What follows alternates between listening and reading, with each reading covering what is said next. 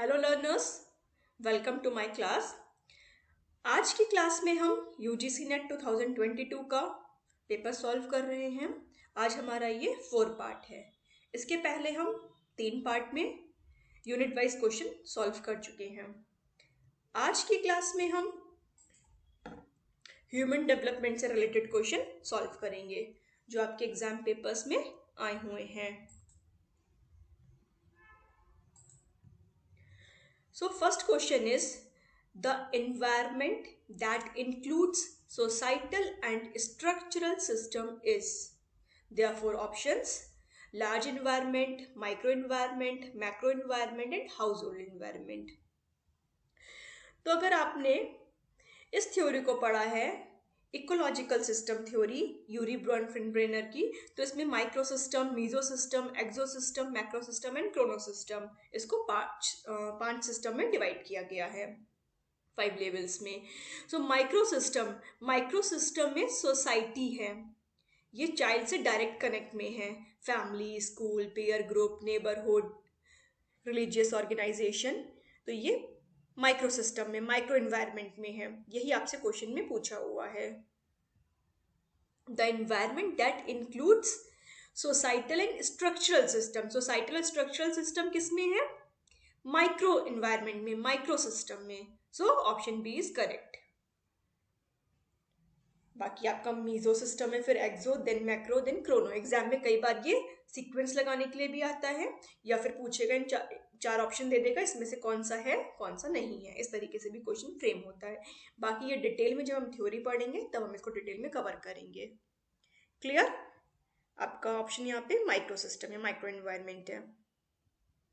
Next, pervasive developmental disorder ranging from severe disorder to milder disorder is. अब ये क्या है pervasive developmental disorder? इसको हम पहले देख लेते हैं। pervasive developmental disorder also known as autistic spectrum disorder या autism spectrum disorder भी इसको बोलते हैं। These are characterized by delays in the development of social and communication skills. Social और कम्युनिकेशन स्किल्स के डेवलपमेंट में डिले हो जाता है। ऑटिज्म आपने सुना होगा, तो उसी से रिलेटेड ये सारे सिम्टम्स होते हैं। सोशली वो डेवलप नहीं हो पा रहा है, कम्युनिकेशन स्किल वीक है, आई कांटेक्ट नहीं कर पा रहे हैं, ठीक है, इस तरीके के इसमें सिम्टम्स होते हैं। तो इसमें बहुत सारी, ये एक ब्रॉड टर्म है, ऑटिस्टिक स्पेक्ट्रम डिसऑर्डर या परवेसिव डेवलपमेंट डिसऑर्डर। इसमें बहुत सारे डिजीजेस आते हैं, लाइक ऑटिस्टिक डिसऑर्डर या autism, pervasive developmental disorders not otherwise specified, PDD, NOS, ये इसमें आता है, एंड एस्पर्गस सिंड्रोम। तो ये माइल्ड टू सीवियर जो सिम्टम्स है उसके अकॉर्डिंग ये फर्दर डिवाइड होते हैं। कॉमनली इन सबको, इन तीनों को कॉमनली हम मिला के बोलते हैं। अगर हम तीनों को कॉमनली बात करेंगे तो हम बोलेंगे ASD means autistic spectrum disorder या परवेसिव डेवलपमेंटल डिसऑर्डर। इसमें सोशल एंड कम्युनिकेशन स्किल्स की डेवलपमेंट डिले हो जाता है। इनको एक साथ बोलते हैं हम ऑटिस्टिक स्पेक्ट्रम डिसऑर्डर। क्लियर? तो आपसे यही क्वेश्चन पूछा हुआ है, pervasive developmental disorder ranging from severe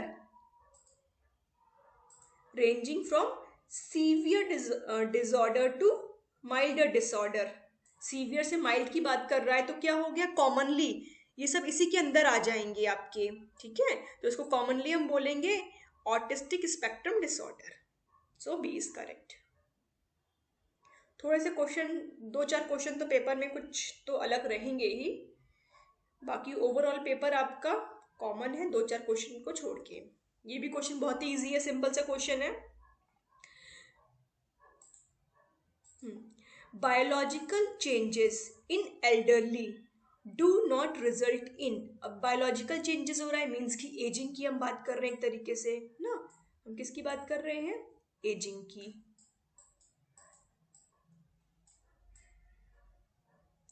तो क्या होगा, एजिंग होने पर, बायोलॉजिकल चेंजेस होने पर क्या होता है? फंक्शनल लॉस होता है ना। बॉडी के ऑर्गेनिज्म वीक्स होते हैं, सेल्स डिस्ट्रॉय होती हैं, तो फंक्शन लॉस होता है ना। डाइजेस्टिव सिस्टम वीक हो जाता है, किडनी की फंक्शनिंग वीक होती है, नेफ्रॉन्स के नंबर्स कम होते हैं, तो फंक्शनल लॉस होता है।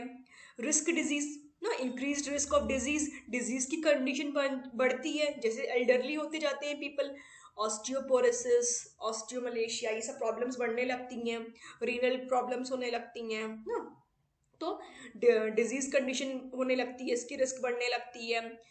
ह्यूमन मोर्टैलिटी, अब यहाँ पे दो वर्ड आता है, एक मोर्टैलिटी एक मॉर्बिडिटी, तो आप इसमें कंफ्यूज मत करिएगा, एग्जाम में बहुत बार आता है। Mortality means death rate, mortality death rate, and morbidity, अगर हम बात कर रहे हैं मॉर्बिडिटी,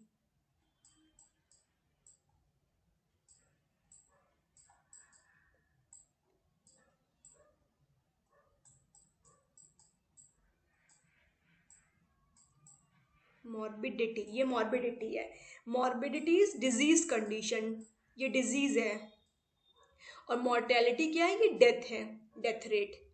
तो ह्यूमन मॉर्टेलिटी, जैसे जैसे एजिंग होती है मॉर्टेलिटी की रेट भी बढ़ती जाती है, ये सब तो नेचुरल प्रोसेस है बायोलॉजिकल चेंजेस के through. But change in IQ, IQ में चेंज होता है, आईक्यू में तो चेंज नहीं होगा ना, आईक्यू तो वही रहेगा। बायोलॉजिकल चेंजेस से ऐसा तो है ना आईक्यू पे फर्क पड़ रहा है, ऐसा नहीं होता है ना। तो changes in the IQ do not result in, तो चेंज इन द आईक्यू ये नहीं होगा। Clear? So option D is correct. Next, Brunner outlines modes of representation of reality used by humans as they develop their conceptual understanding of the world. These are, अब अगर आपने Brunner की theory पढ़ी है, जो बच्चे वैसे ऑफलाइन हैं जुड़े हुए हैं, हमने सब सारे टॉपिक्स कवर करे हुए हैं, ऑनलाइन में भी मैं कोशिश कर रही हूँ one by one topic cover करने की। सो ये सारे क्वेश्चन आपने देखा होगा, हम सब चीज़ें कवर कर चुके हैं क्लासेस में। ब्रूनर की थ्योरी भी हमने पढ़ी थी क्लास में। इसमें इन्होंने क्या बताया हुआ है, इनएक्टिव, आइकॉनिक, सिंबॉलिक, तीन चीजों की बात करी है। बच्चा कैसे सीखता है, इनएक्टिवली, इनएक्टिव फॉर्म में, मतलब थ्रू देयर एक्शंस, एक्शंस के थ्रू वो सीख रहा है। जैसे प्ले, प्ले के थ्रू बच्चे सीखते हैं, तो ये क्या हो गया, इनएक्टिव फॉर्म। आइकॉनिक फॉर्म मतलब इमेजेस के थ्रू, आइकन्स के थ्रू वो सीख रहे हैं, इमेज के फॉर्म में सीख रहे हैं, तो ये आइकॉनिक फॉर्म हो गई। Then symbolic form means language के फॉर्म में वो सीख रहे हैं। तो तीन तरीके से लर्निंग आती है, इनएक्टिव फॉर्म में through actions, iconic through image के थ्रू, और सिंबॉलिक लैंग्वेज के थ्रू। तो तीनों फॉर्म से बच्चे सीख रहे हैं। तो इन्होंने इनएक्टिव, आइकॉनिक एंड सिंबॉलिक इसकी बात करी है। तो आपका क्या हो गया, इनएक्टिव, आइकॉनिक एंड सिंबॉलिक। कितना इजी है, ये सब बात ही नहीं है इसमें, पैसिव, ये सब कहाँ इसमें बात है, कुछ भी ड्राइंग इमेजेस। तो आपका ये करेक्ट हो गया, एक कितना सिंपल क्वेश्चन है। Okay, next, developmental psychologists are increasingly focusing on connections across major domains of development such as cognitive and socio-emotional development. This is, अब ये क्वेश्चन में क्या कह रहा है, डेवलपमेंटल साइकोलॉजिस्ट जो हैं वो एक कनेक्शन की बात कर रहे हैं। हमने डेवलपमेंट के डोमेन्स पढ़े हैं ना, फिजिकल डेवलपमेंट है, cognitive development, social development, emotional development, language development, so हमने बहुत सारे डोमेन्स पढ़े हैं डेवलपमेंट के। तो अगर कोई थेरेपिस्ट थेरेपी दे रहा है, साइकोलॉजिस्ट कोई थेरेपी कर रहा है, तो वो क्या यूज करेगा, एक कॉम्बिनेशन को, इन सारे डोमेन के कॉम्बिनेशंस को वो यूज कर रहा है। तो इसको क्या बोलते हैं, DBT, theoretical orientation, ethological, elective, eclectic और कॉग्निटिव, इसमें से क्या बोलते हैं। तो हम थोड़ा सा इसका एक्सप्लेनेशन देख लेते हैं पहले। No single theory describe can entirely explain the complexity of life span development. कोई भी एक थ्योरी लाइफ स्पैन डेवलपमेंट को एक्सप्लेन नहीं कर सकती है, क्योंकि सारे डोमेन से रिलेटेड हमने अलग अलग थ्योरियां पढ़ी हुई हैं। कोई सोशल डेवलपमेंट से रिलेटेड थ्योरी है, कोई हमारा कॉग्निटिव डेवलपमेंट से है, कोई इमोशनल डेवलपमेंट से रिलेटेड थ्योरी है, तो हमने अलग अलग थ्योरीज पढ़ी है। तो कोई भी एक थ्योरी पूरे लाइफ स्पैन के डेवलपमेंट को एक्सप्लेन नहीं कर सकती है, but each has contributed to our understanding of development. पर हर एक थ्योरी कॉन्ट्रीब्यूट कर रही है हमारे अंडरस्टैंडिंग में डेवलपमेंट के। जैसे कि हमारा साइको एनालिटिकल थ्योरी, ये किसने दी है, सिगमंड फ्रॉइड ने। ये क्या हमें एक्सप्लेन करती है, the working of the unconscious mind, unconscious mind कैसे काम कर रहा है इसके बारे में एक्सप्लेन करती है। जैसे एरिक्सन्स की थ्योरी क्या है, साइकोसोशल थ्योरी है, describes the changes that occur in adult development, इसको एक्सप्लेन करती है। पियाजे एंड वाइगोत्स्की की थ्योरी कॉग्निटिव डेवलपमेंट को एक्सप्लेन करती है। तो तीनों थ्योरी अलग अलग डोमेन को एक्सप्लेन कर रही है। अब किसी पर्सन की थेरेपी करनी है तो इन सबका कॉम्बिनेशन मिला के हम उसकी थेरेपी कर सकते हैं। साइकोलॉजिस्ट सारे कॉम्बिनेशंस को मिला के कोई थेरेपी कर रहा है तो इसको क्या बोलते हैं, eclectic theoretical orientation. The eclectic theoretical orientation believes that rather than following a single theoretical approach, an eclectic approach selects from each theory whatever is considered its best feature. वो सब में से कुछ कुछ जो बेस्ट है उसके अकॉर्डिंग कंबाइन करके तब वो थेरेपी दे रहा है। क्लियर? तो यहाँ पे यही बात हो रही है कि कनेक्शन की बात हो रही है, डेवलपमेंट थ्योरीज के कनेक्शन के थ्रू हम थेरेपी कर रहे हैं। तो क्या हो जाएगा आपका, C is correct, eclectic theoretical orientation. Cognitive आपको समझ में आ गया, कॉग्निटिव डेवलपमेंट से रिलेटेड हो गई। इथोलॉजिकल थ्योरेटिकल ओरिएंटेशन क्या हो गया, आपने इथोलॉजी थ्योरी पढ़ी है कोनार्ड लॉरेंज की ना, स्टडी ऑफ एनिमल बिहेवियर की बात करते हैं, जैसे कि आपका बावली का हो गया। बबली की थ्योरी क्या है, attachment theory, ethological theory of attachment की बात करिए कि हमारे अंदर इननेट बिहेवियर है, एक बिहेवियर इननेट बिहेवियर से उसका अटैचमेंट का एक इननेट बिहेवियर है कि वो बाय बर्थ वैसा बिहेवियर रहेगा, तो ये इथोलॉजिकल थ्योरी हो गई। अब बची आपकी डीबीटी, तो डीबीटी हम थोड़ा सा देख लेते हैं इसको भी। डीबीटी थ्योरी क्या है, डायलैक्टिकल बिहेवियर थेरेपी। ये क्या है, is a type of talk therapy, एक टॉक थेरेपी है, बातचीत करना ना, साइकोथेरेपी, पेशेंट्स से हम बातचीत कर रहे हैं। It's based on cognitive behaviour therapy, CBT पर ये बेस्ड है, but it's specially adapted for people who experience emotions very intensely, जिनके इमोशंस बहुत इंटेंस इमोशंस हैं, उसके लिए ये थेरेपी यूज होती है ना। साइकोथेरेपी कर रहे हैं, जैसे कोई सुसाइड अटेम्प्ट करने जा रहा है तो उसको यहाँ ये थेरेपी दी जाएगी, उससे बातचीत करी जाएगी, उसके साइको को समझा जाएगा, उसके कॉग्निटिव लेवल को उसको समझा जाएगा, उसके बिहेवियर को। क्लियर? तो डायलैक्टिक बिहेवियर थ्योरी ये भी आपसे एग्जाम में आ सकता है कि अगर कोई सुसाइड अटेम्प्ट कर रहा है तो वहाँ पे कौन सी थ्योरी यूज होगी, कौन सी थेरेपी, डायलैक्टिकल बिहेवियर थेरेपी। बहुत इंटेंस इमोशन है उसके इस समय। क्लियर? तो आपको ये क्वेश्चन क्लियर हो गया है? जहाँ पे आपके डाउट्स हैं आप कमेंट सेक्शन में मेरे से पूछ सकते हैं, feel free to ask me. Clear? तो C is correct. Next question, ये भी बहुत सिंपल है, वेरी सिंपल क्वेश्चन है, बस बच्चे क्वेश्चन का मीनिंग नहीं समझ पा रहे हैं। A time of sexual reawakening, when source of sexual pleasure becomes someone outside the family। ठीक है, सेक्सुअल प्लेजर कहाँ से मिल रहा है, आउटसाइड द फैमिली, फैमिली के आउटसाइड मेंबर से मिल रहा है। तो ये कौन सी स्टेज होगी, oral, phallic, genital, anal stage. पहले हम इसके स्टेजेस को समझ लेते हैं। साइकोसेक्सुअल थ्योरी की स्टेजेस हैं, सिगमंड फ्रॉइड ने दी हैं इसको, इन्होंने 5 स्टेजेस बताई हैं, oral, anal, phallic, latency, genital. तो इनके अकॉर्डिंग क्या है कि एक लिबिडो की डिजायर होती है बच्चे में, बाय बर्थ एक लिबिडो की डिजायर होती है, ये एज बढ़ने के साथ इसका सोर्स ऑफ प्लेजर चेंज होता रहता है। तो ओरल स्टेज में लोकेशन क्या है लिबिडो का, माउथ, एंड कैसे हो रही है, सकिंग, सॉलोइंग, ये इसकी प्रोसेस हो गई। एनल स्टेज में एनस हो गया, source of libido, and holding and expelling the faeces, ये इसका मोड हो गया। फैलिक स्टेज में पेनिस और क्लाइटोरस हो गया, एंड मास्टरबेशन क्या हो गया, इसका प्रोसेस हो गया।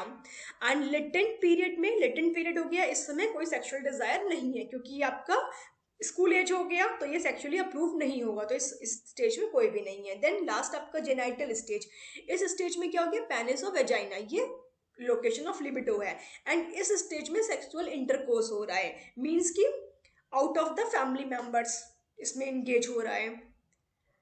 तो आपका स्टेज इसमें क्या हो जाएगा, जेनाइटल, यहाँ पे आपका जेनाइटल हो गया। समझ में आ गया? Sexual pleasure becomes someone outside the family, तो आउटसाइड द फैमिली किस में होगा, इसी स्टेज में होगा। इसमें तो ओरल है ना, इसमें माउथ है, इसमें क्या है, एनस है, फेलिक में क्या है, मास्टरबेशन हो रहा है, इसमें मास्टरबेशन है, फेलिक में मस्ट सेक्सुअल इंटरकोर्स इसमें हो रहा है, क्लियर। तो आपको क्वेश्चन को समझना है पहले, क्वेश्चन बहुत सिंपल है, बस थोड़ा सा आपको क्वेश्चन को ध्यान में रख के तब आंसर, इतना जल्दी में आंसर नहीं करने हैं। क्वेश्चन को पहले आराम से पढ़िए, समझिए सारे ऑप्शंस पे, अपना एनालिसिस करिए, तब आप आंसर करिए, क्लियर। एक एक क्वेश्चन इंपॉर्टेंट है, जल्दी में करने से क्या फायदा, हमारा गलत होगा, इससे अच्छा हम आराम से करें। हम 80% क्वेश्चन सही सही करके आएंगे, हमारे सफिशियंट है, बट उतना हम आराम से क्वेश्चन करें, clear. So C is correct. Next, fighting is more of a characteristics of a traditional masculine role and crying is more characteristic of a traditional feminine role. This is the perfect example of, किसका example है ये, fighting क्या है, masculine role का एक example हो गया, और क्राइम क्या है, फेमिनिन रोल हो गया। ये किसका एग्जाम्पल है, जेंडर रोल का, gender typing, gender identity and gender equality.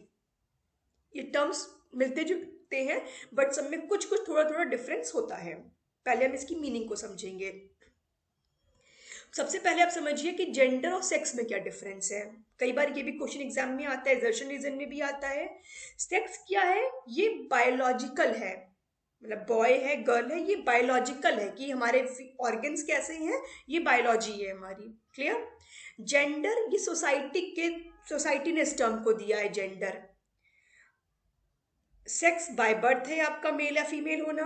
Gender society ने दिया है कि आप लड़के हो या मेल हो या फीमेल हो, सॉरी, मेल हो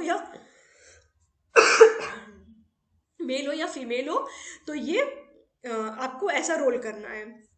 मेल हो तो आप ऐसे रहोगे, ऐसे काम करोगे, बॉय है तो बाहर जाओगे, गर्ल हो तो घर में रहोगे, खाना बनाना है, ये करना है, वो करना है। तो ये आपको सोसाइटी ने दिया हुआ है जेंडर। और सेक्स आपका क्या है, ये बायोलॉजिकल, आप मेल या बॉय या गर्ल है। तो क्लियर, सेक्स और जेंडर में क्या डिफरेंस है। जेंडर की बात करेंगे तो वहां से हमारा हम बॉय है गर्ल है वो चीज नहीं क्लियर हो रही है, ठीक है। सेक्स से वो चीज क्लियर हो रही है। Gender, this phenomenon is given by society. अब इन चारों टर्म्स को हम समझ लेते हैं। तो सोसाइटी ने जो आपसे एक्सपेक्ट किया है कि आपको ऐसे रहना है, ऐसे बिहेव करना है, ये आपका जेंडर रोल है। कि लड़की है तो बहुत पोलाइट रहेगी, आराम से बोलेगी, घर का काम करेगी, इस तरीके से है। और लड़का है तो बाहर जाएगा, ये करेगा, वो करेगा, वैसे ड्रेसअप रहेगा। तो ये सोसाइटी ने आपको दिया हुआ है, जेंडर रोल हो गया।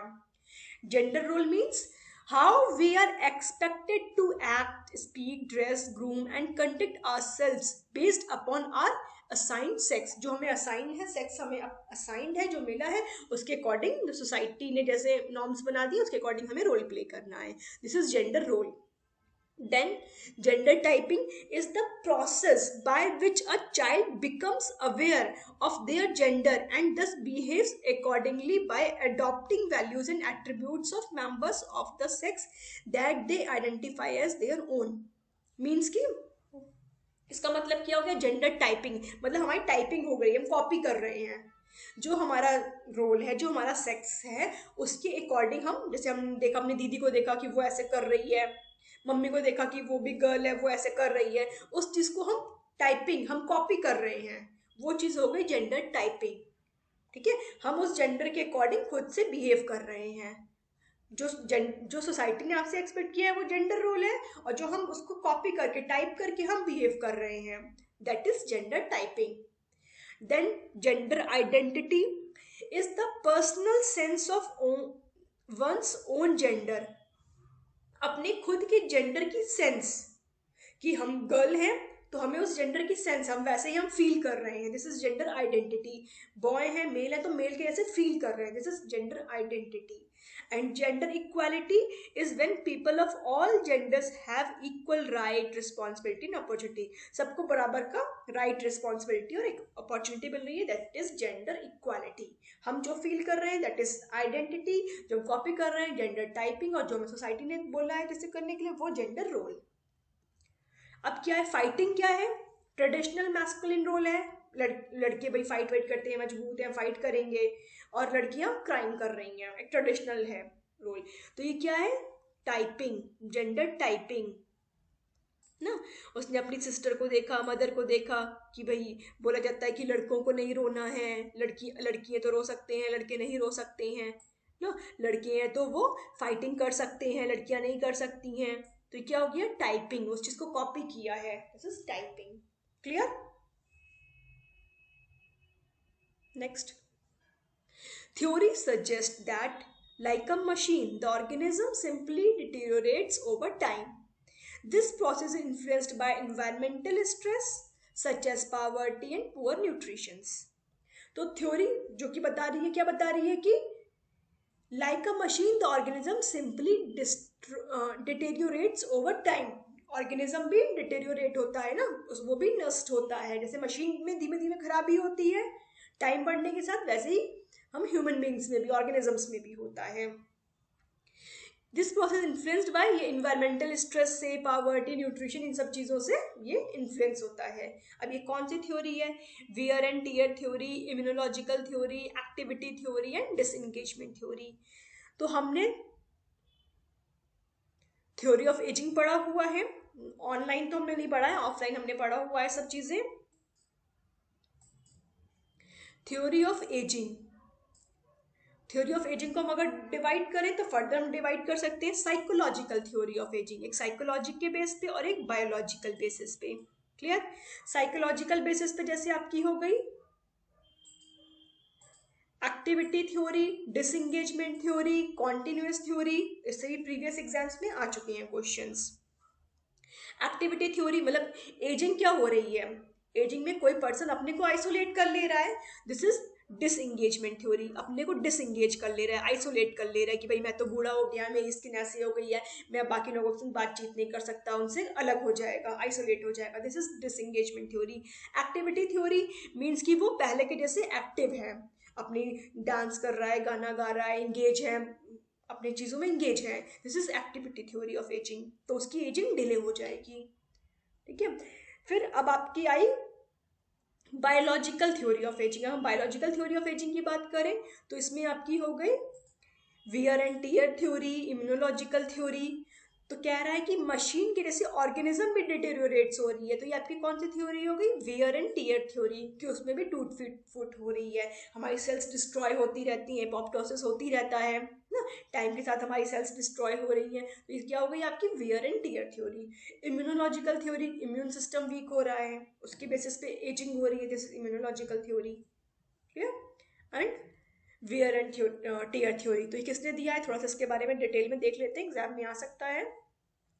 The wear and tear theory of ageing is an idea proposed by German biologist August Weismann. किसने दिया है ये, एग्जाम में आ सकता है आपसे, ऑगस्ट विशमैन ने ये दिया है 1882 में।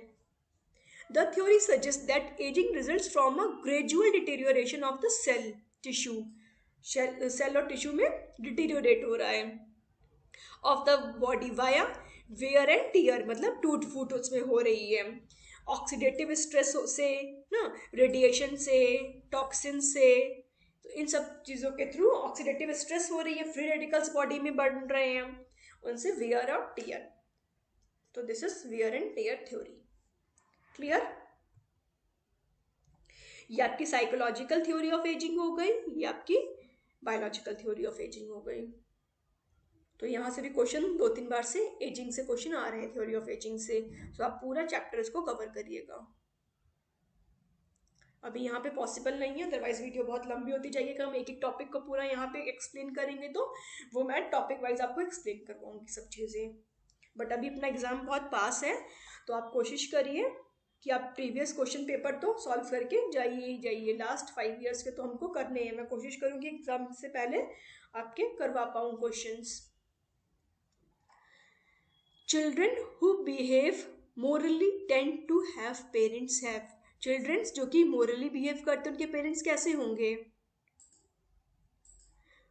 Foster an external rather than an internal sense of morality.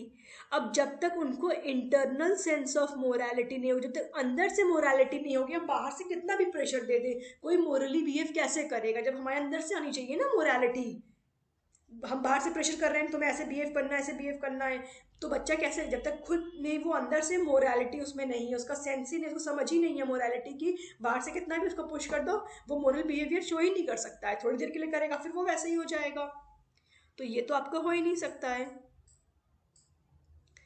Involve children in family decision making and in the process of thinking about moral decisions. उसको इंगेज करो, मोरल डिसीजन के बारे में सोचे, इन सब चीज़ों में इंगेज करेंगे तो वो मोरालिटी उसमें आएगी। Provide opportunity for children to learn about others perspective and feeling. दूसरों के पर्सपेक्टिव, दूसरों के फीलिंग्स से भी हमें चीज़ों को सोचना चाहिए। कई बार बहुत सारी प्रॉब्लम्स क्रिएट होती हैं तो हमें सारे पॉइंट ऑफ व्यू को रख के चीज़ों को समझना चाहिए कि दूसरे का भी व्यू क्या हो सकता है उस चीज़ के लिए। तो इससे मोरालिटी डेवलप होगी, इससे डेवलप हो रही है। The warm and supportive rather than punitive and use inductive discipline ना, पनिशमेंट नहीं देना चाहिए, एक वार्म सपोर्टिव इन्वायरमेंट देना चाहिए, तो इससे भी उनको डेवलप होगी मोरालिटी। अब आपका ए तो हो गई नहीं, ए इसमें भी है, आपका ए इसमें भी है, ए इसमें भी है, तो तीनों नहीं होंगे। अगर आपको एक ही ऑप्शन समझ में आ गया फर्स्ट, तब भी आप इस क्वेश्चन को सॉल्व कर सकते हो। तो आपका बचा क्या, बी। क्लियर? तो ऑप्शन बी इज करेक्ट। बस हमने फर्स्ट ऑप्शन पढ़ा, ए तीनों में। आपको अगर टाइम अपना सेव करना है, अभी तो मैं आपको पूरा सॉल्व करके दिखा रही हूँ, बट अगर मैं यहाँ पर एग्जाम दे रही होती तो एक ऑप्शन पढ़ा मैंने, यहाँ पे ए, ये तो है ही नहीं, कहीं से भी नहीं है कि इंटरनल सेंस ऑफ मोरालिटी नहीं होगी। बट आप सारे ऑप्शन एक बार पढ़ ले आराम से, उसके बाद ये तो होगा ही नहीं, तो आपने देखा तीनों ऑप्शन में है, यहाँ से होगा नहीं, भी आपका करेक्ट हो गया। Clear? Next, identity is a self portrait composed of many pieces including. Identity क्या, हमारा एक सेल्फ पोर्ट्रेट है, हमारा स्वयं का चरित्र क्या है, वो क्या है आइडेंटिटी। करियर की आइडेंटिटी भी हो सकती है ना, करियर में किसी की आइडेंटिटी है, वो हो गया। पॉलिटिकल आइडेंटिटी है, वो हो गया। हमारे इंटरेस्ट से, हमें ड्राइंग में रुचि है, इसमें इंटरेस्ट है, उससे हमारी आइडेंटिटी हो जाती है, डांस में है, म्यूजिक में है। पर्सनैलिटी, हमारी पर्सनैलिटी क्या है, हमारी वो भी आइडेंटिटी है। आइडियलिस्टिक बिहेवियर, कोई एक आइडियल बिहेवियर है, सिर्फ वही आइडेंटिटी है, ऐसा नहीं है ना। कोई अगर चोर है, डाकू है, उसकी भी एक आइडेंटिटी तो है ना, कि ये कैरेक्टरिस्टिक्स है, वो किसी का सामान चुरा रहा है तो मतलब वो चोर है, वैसे बिहेव कर रहा है तो वो गुंडा है। एक आइडेंटिटी तो है ना, अच्छी आइडेंटिटी या खराब आइडेंटिटी वो अलग चीज़ है, बट एक आइडेंटिटी तो है ना। तो सिर्फ आइडियलिस्टिक बिहेवियर हो वही आइडेंटिटी है, ऐसा नहीं है ना कि सिर्फ महात्मा गांधी है तो वही एक आइडेंटिटी है। ठीक है, उनकी आइडेंटिटी उनकी पर्सनैलिटी की है, उनका चरित्र जो है, उनकी पर्सनैलिटी है, उसकी आइडेंटिटी है, नेशनल फादर की आइडेंटिटी है। बट जो नहीं है कि वो आइडियल उनका बिहेवियर है ना, नॉन वायलेंस, ट्रुथ, उनका एक आइडियल बिहेवियर है उनका, तो सिर्फ वही एक आइडेंटिटी है। क्लियर? चोर और डाकू की भी अपनी आइडेंटिटी तो है ही ना, उनकी भी अपनी। तो यहाँ पे ई नहीं होगा आपका, A B C D. A B C D किसमें, A B C D. Clear? कह रहा है आइडेंटिटी की बात कर रहा है, तो आइडेंटिटी तो किसी की भी आइडेंटिटी हो जाएगी, बट सिर्फ आइडियलिस्टिक बिहेवियर है तभी उसकी आइडेंटिटी, ऐसा तो पॉसिबल नहीं है। सो ई इसमें भी है आपका, ई इसमें भी है, ई इसमें भी है, तीनों होंगे ही नहीं, ए बी सी डी आपका बचा। Clear? Option B is correct. थोड़ा सा एग्जाम में आपको आराम से पेशेंटली बैठ के चीज़ों को समझना है, क्योंकि ये सब क्वेश्चन थोड़े थोड़े से ट्रिकी हैं। ठीक है, तो थोड़ा सा आराम से क्वेश्चन को समझिए किस तरीके से वो क्वेश्चन पूछ रहे हैं, तब आप सॉल्व करिए।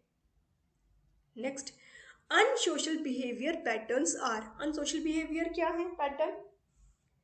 Egocentric, prejudice, ascendant, rivalry, cooperation.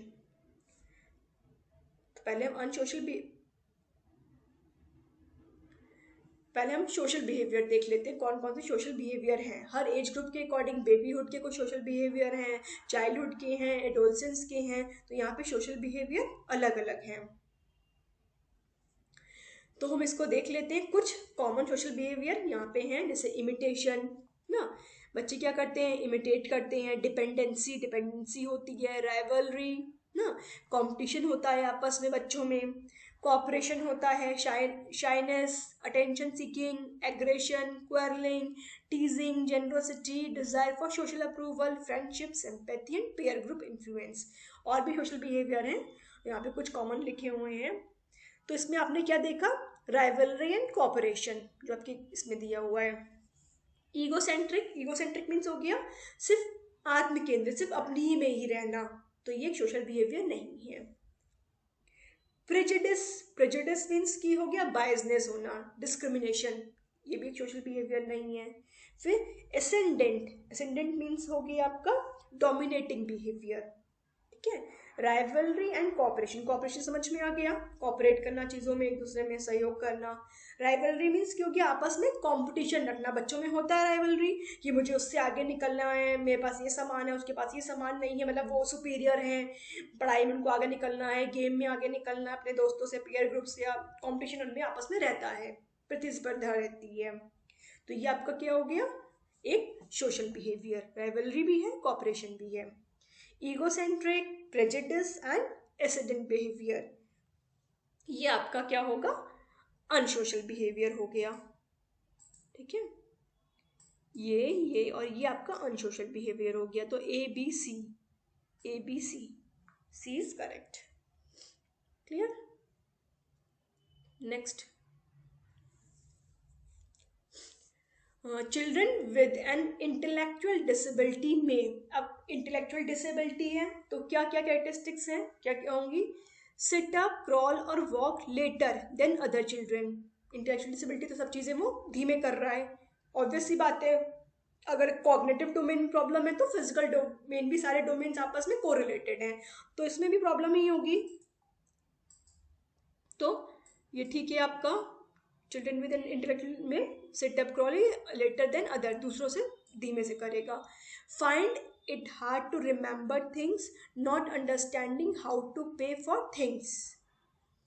Understand social rule easily and speak fluently, तो सोशल रूल को वो कैसे समझ पाएगा ईजली ना, नहीं समझ पाएगा easily. Have trouble seeing the consequences of other actions, इसमें उसको ट्रबल होगा दूसरों के एक्शंस के कॉन्सिक्वेंसेज को समझने में। Solve problem easily, think logically, वो कैसे सोच पाएगा, जब उसको इंटेलेक्चुअल प्रॉब्लम है तो वो कैसे समझ पाएगा इन सब चीज़ों को ना, ठीक है। उसको चीज़ों को याद करने में दिक्कत होगी ना, चीज़ों को नहीं समझ पा, टेंशन नहीं दे पा रहा है, तो आपका ये भी सही हो गया, ये भी सही हो गया, ये भी सही हो गया। ABD, ABD, ये क्लियर। अब ये तो बहुत ही इजी क्वेश्चन है, solve problem easily, think logically, कैसे सोच पाएगा, नहीं सोच सकता है भाई ना। Speak fluently, understand social rules, कैसे वो इजली समझ लेगा, नहीं समझ पाएगा। तो यही से आपको समझ में आ गया, सी और ई तो होगा नहीं। क्लियर, तो आपका ए आंसर सही है, ABD। नेक्स्ट, अब यहाँ पे पीयर स्टेटस दिया है, इसका डिस्क्रिप्शन दिया हुआ है।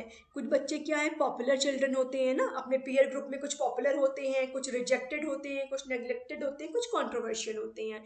तो क्या कैरेक्टरिस्टिक्स होगी ना, जैसे पॉपुलर बच्चा है तो ज़्यादा फेमस होगा, उसको उसके ज़्यादा दोस्त होंगे, बेस्ट फ्रेंड्स ज़्यादा होंगे, उसके दोस्त ज़्यादा होंगे, उसको डिसलाइक कम लोग करेंगे। नेग्लेक्टेड है तो कुछ ज़्यादा फर्क नहीं पड़ रहा है, ना तो उसको कोई ज़्यादा पसंद कर रहा है, ना तो कोई उसको नेग्लेक्ट कर रहा है, डिसलाइक कर रहा है।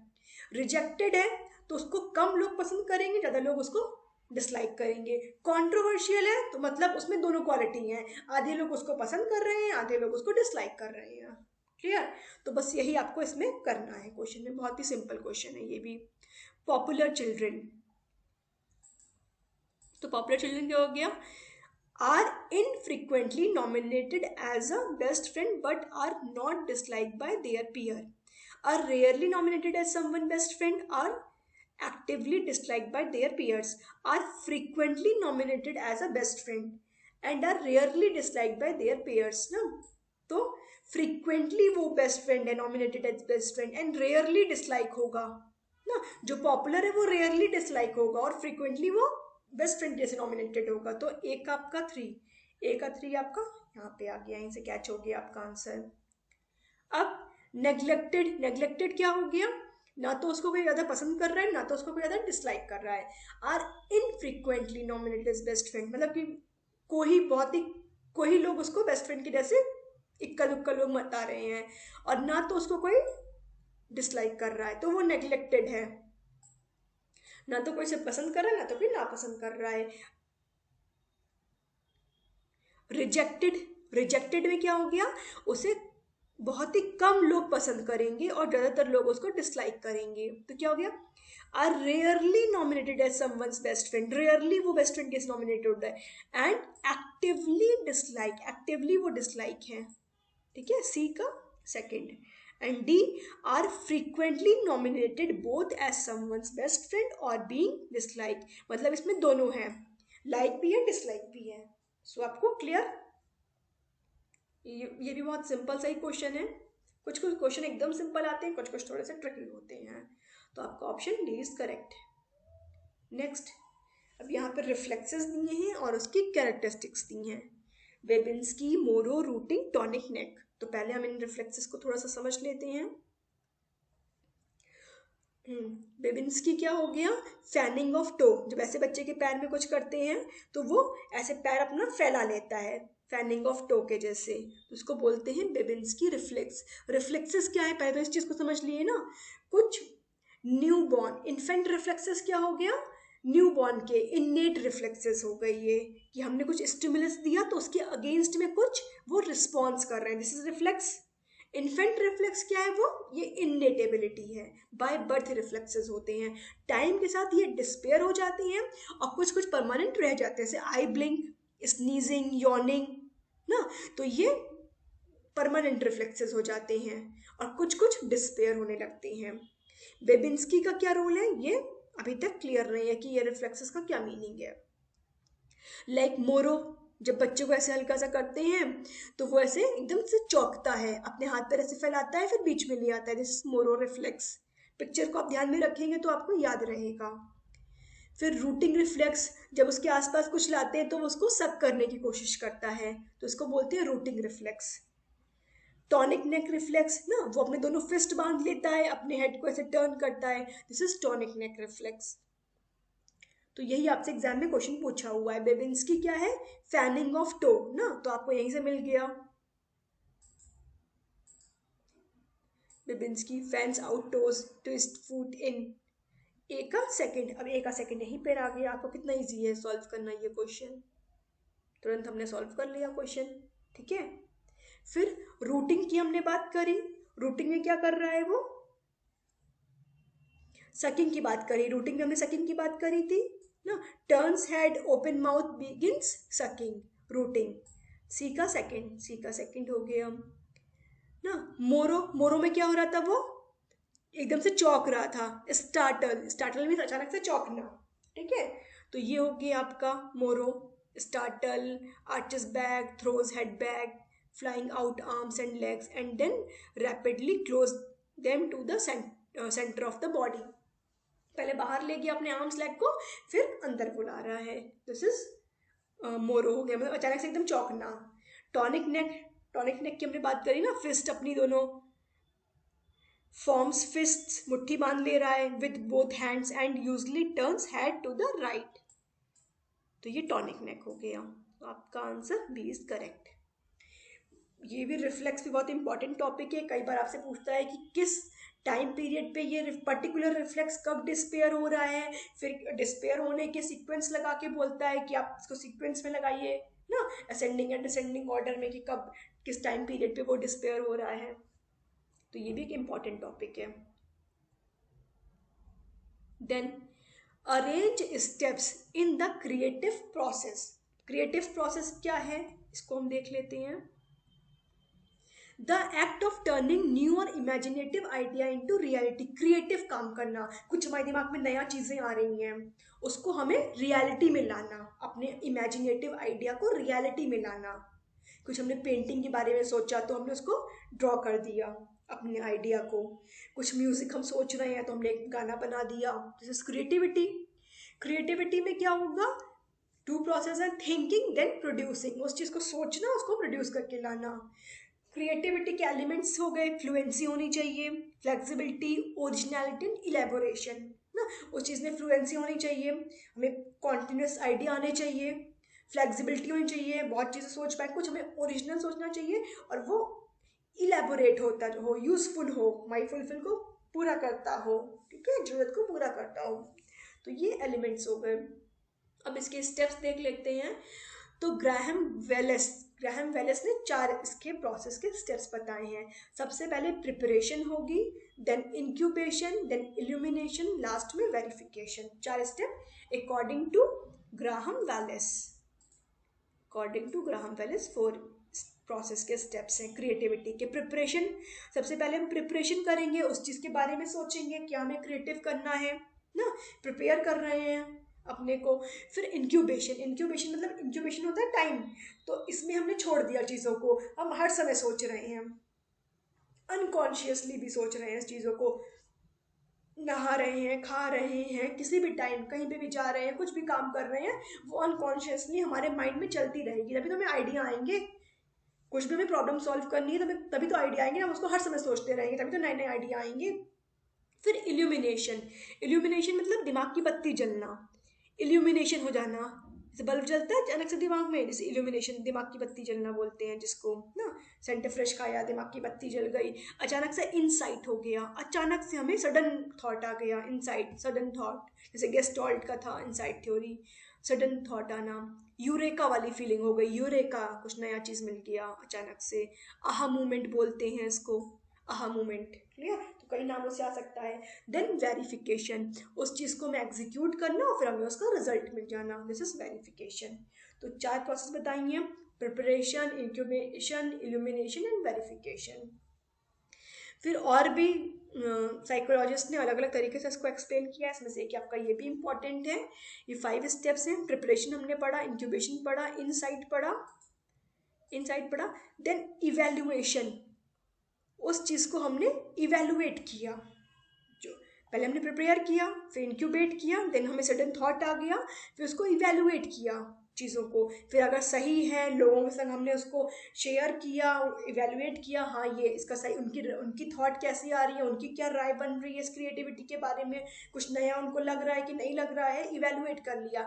फिर इलेबोरेशन, उसको इलेबोरेट करना, कुछ भी हमने नया चीज़ किया तो सॉन्ग बना दिया, ड्राइंग बना दी ना, कोई हमने स्टोरी बना ली नई, कोई हमने पब्लिश करवा दिया अपना कुछ, इसको इलेबोरेट करना, एडवर्टाइज करना, कोई भी नई चीज़ को एडवर्टाइज करना, ठीक है।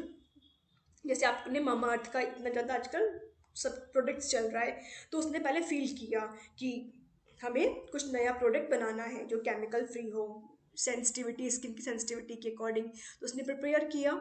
अब उसको सोते जागते हर समय इंक्यूबेट हो रहा है, वो आइडिया उसको इंक्यूबेट हो रहा है, दिमाग में हर समय वही चीज़ चल रही है, अनकॉन्शियसली चल रही है चीज़ें, उसको इनसाइट सडन सडन उसके दिमाग में चीज़ें आ गई।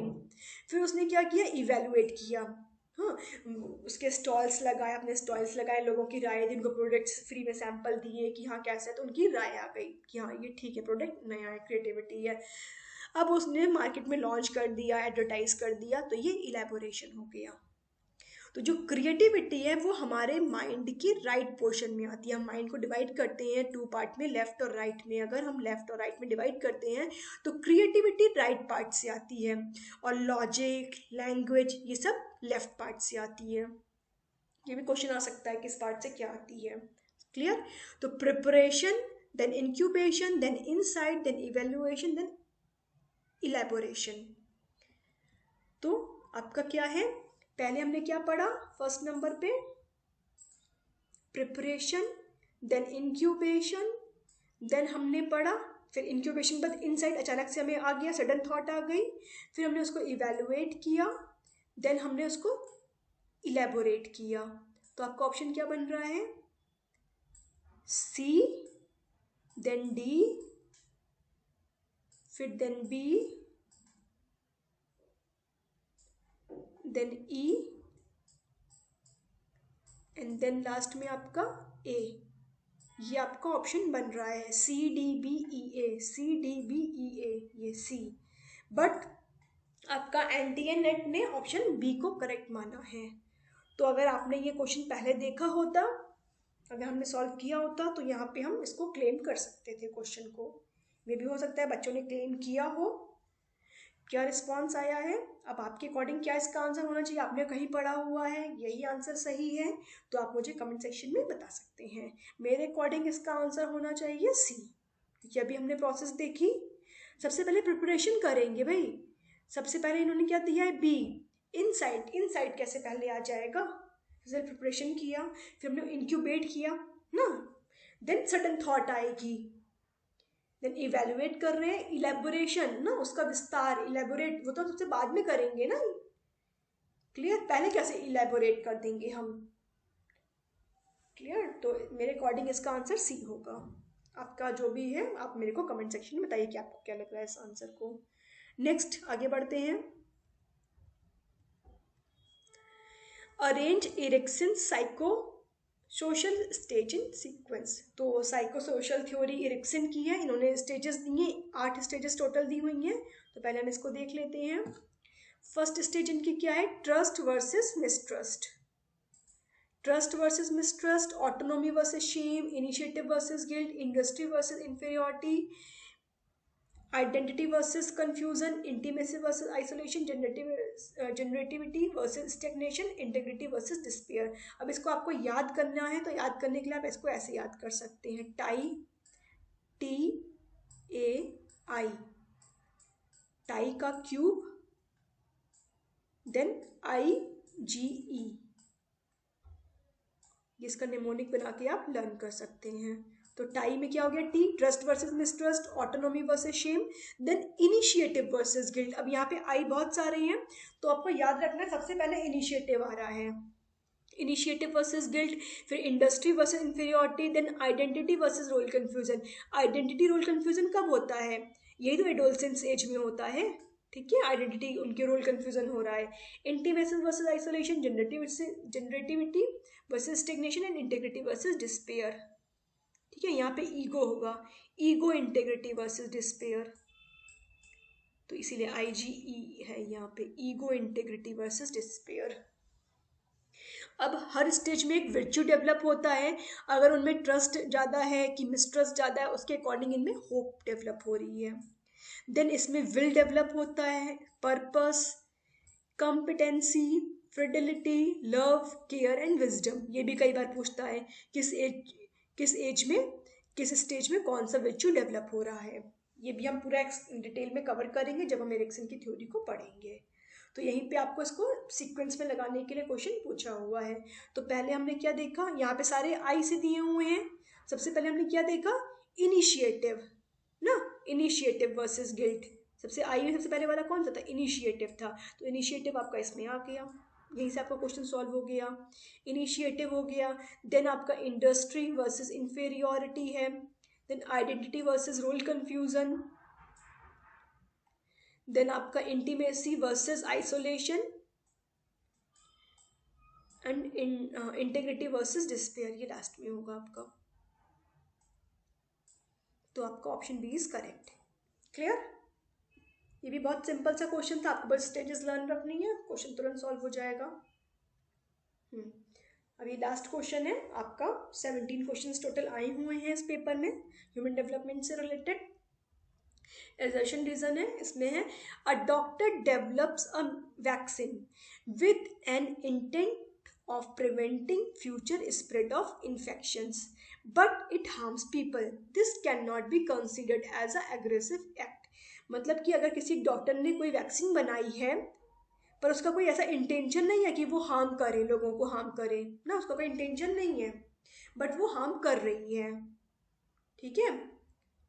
उसने फ्यूचर में इन्फेक्शन को रोकने के लिए बनाई है। मान लो कोविड का है, कोरोना वायरस के लिए वैक्सीन बनी थी, तो फ्यूचर स्प्रेड को रोकने के लिए वैक्सीन बनाई, बट वो हार्म कर रही है, पर उसका कोई इंटेंशन तो ऐसा नहीं है ना, तो वो उसका एग्रेसिव एक्ट नहीं होगा। क्लियर? जब उसने रिसर्च किया तब वो हार्म नहीं कर रही थी, बट जाके पॉपुलेशन में जाके वो हार्म करने लग गई, तो उसका इंटेंशन तो नहीं है, तो एग्रेसिव एक्ट नहीं होगा। An important aspects of aggressive behaviour is the intention underlying the actor's behaviour. अगर उसका इंटेंशन होगा तब वो आपका एग्रेसिव बिहेवियर है। Not all behaviours resulting in harm are considered aggression, ठीक है। अगर सारे बिहेवियर जो कि अगर हार्म कर रहे हैं तो सबको हम एग्रेशन नहीं बोल सकते हैं, अगर उस इंटेंशन के संग कर रहे हैं तब वो एग्रेशन होगा। तो both are correct and R is the correct explanation of A. Clear? अगर हम इंटेंशन के साथ कर रहे हैं हार्म कर, तो वो एग्रेसिव बिहेवियर है, बट अगर विदाउट इंटेंशन ऐसा हो जा रहा है तो वो ठीक है, वो नुकसान तो कर रहा है, बट कोई अग्रेसिव बिहेवियर नहीं है, ठीक है, एग्रेसिव एक्ट में वो नहीं आएगा। सो आपको क्लास कैसा लग रहा है? आपको क्वेश्चन समझ में आ रहे हैं? आपके लिए बेनिफिशियल है, हेल्पफुल है? आप कमेंट सेक्शन में मेरे को बताइए, मेरे को भी मोटिवेट होता है, मैं और भी आपके लिए मेहनत करूँ, और भी क्वेश्चंस लेकर आऊँ। आपको अगर अच्छा लग रहा है लाइक करिए, अपने दोस्तों के संग भी शेयर करिए, और अगर आपने अब तक चैनल को सब्सक्राइब नहीं किया है तो प्लीज़ सब्सक्राइब करिए। मिलते हैं नेक्स्ट क्लास में इसके आगे का भी हमको अब एक्सटेंशन का क्वेश्चन सॉल्व करना है, एक्सटेंशन एंड कम्युनिकेशन के क्वेश्चन सॉल्व करेंगे। सो मिलते हैं नेक्स्ट क्लास में, till then bye bye, good day.